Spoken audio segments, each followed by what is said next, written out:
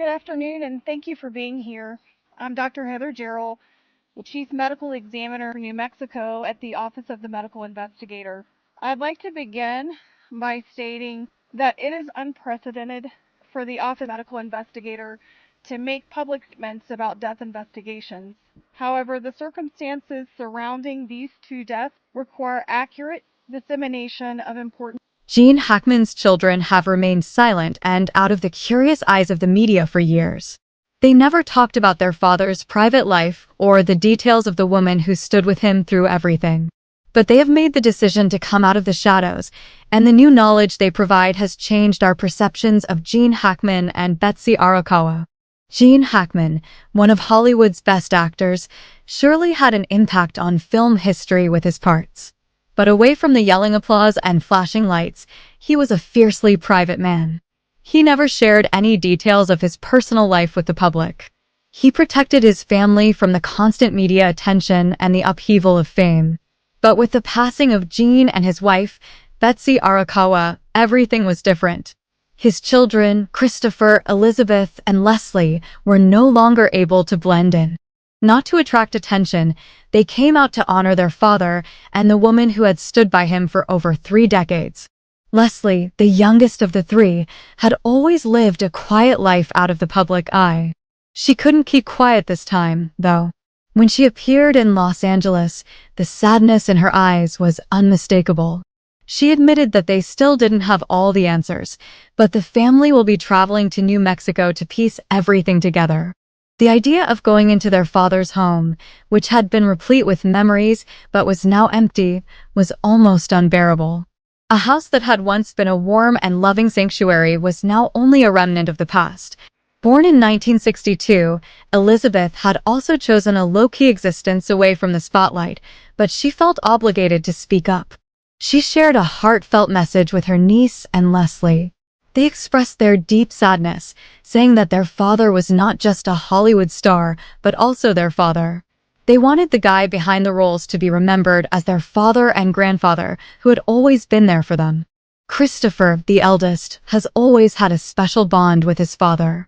Unlike Gene, he was content with a quiet, humble life rather than Hollywood. Nevertheless, Gene had previously discussed their close relationship and said that they still hugged each other whenever they met as adults, even though he rarely appeared in public. In their statement after Gene and Betsy's passing, the family bemoaned not just an icon, but also a loving father and husband. But it was what they said about Betsy that truly took everyone by surprise. Due to his iconic performances, commanding on-screen attitude, and undeniable genius, Gene Hackman was well known to most people. But many didn't know that behind the scenes, he was a very different guy. A steady thinker, a faithful wife, and someone who genuinely found peace in Betsy Arakawa's affection. When they first met in the late 1980s, Gene was still at the top of his game.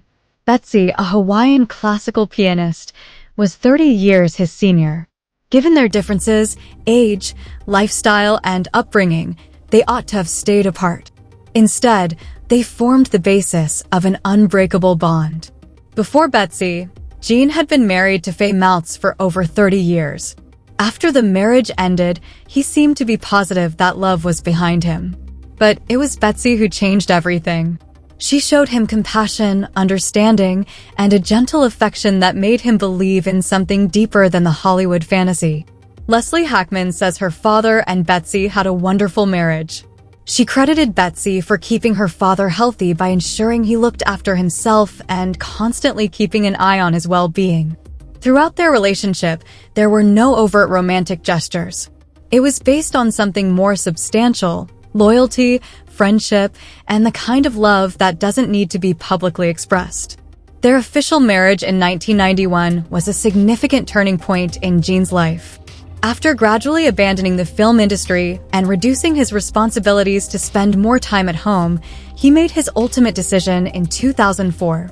When he was completely retired, he departed Hollywood to live a peaceful life with Betsy in New Mexico. She was not just his wife, but also his closest confidant. When Gene was no longer a movie star and the cameras stopped rolling and the scripts stopped coming in, it was Betsy who remained by his side. But after she passed away, everything was different. Without her, Gene's world grew darker. His children immediately noticed the change. He became even more silent, retreating further into himself. Elizabeth, his daughter, once acknowledged that she had noticed a change in him after Betsy's death. Instead of becoming weaker, he was just lost without her. Gene and Betsy shared a deep attachment that was not overt.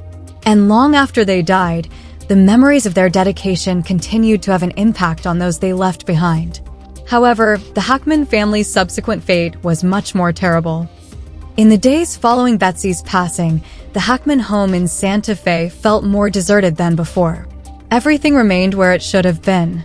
The framed pictures document decades of fun and love. Betsy used to play the piano every day, but now the keys were dusty and unplayed. Furthermore, the countless books that Gene had read and reread throughout the years remained on the shelf, as if they were waiting for him to turn the next page. Even though everything seemed familiar, there was an unbearable emptiness in the air. The Hackman children were smothered by the quiet. The home that had once been a sanctuary and a place where their father had found peace now felt more like a monument to everything they had lost after years of being in the spotlight in Hollywood. Silence has replaced the once strong and vivacious echoes of their father's voice. At first, the family just stated that Betsy had passed away from sickness in order to keep the details of her sudden death a secret. But when the whole truth came out, those who had known and loved her were taken aback. Betsy had died of a rare but deadly disease called hantavirus pulmonary syndrome. The virus was spread by rodents and was typically contracted by coming into contact with contaminated dust or droppings. Similar to the flu, the symptoms typically began mildly with chills, fever, and body aches before becoming noticeably worse over the course of a few days. When the virus attacked her lungs, she suffered from severe respiratory failure. By the time it became clear how awful it was, there was little that could be done. She disappeared almost as quickly as the sickness had arrived. Nobody had anticipated it. Betsy had always been vibrant, energetic, loyal, and very patient with Gene. None of them had ever considered the possibility that she may be the first to depart. Gene was still there, but he wasn't really there in many respects. Alzheimer's had firmly gripped him at that point. It seemed as though he was unaware of her absence. He didn't call her by name or cry.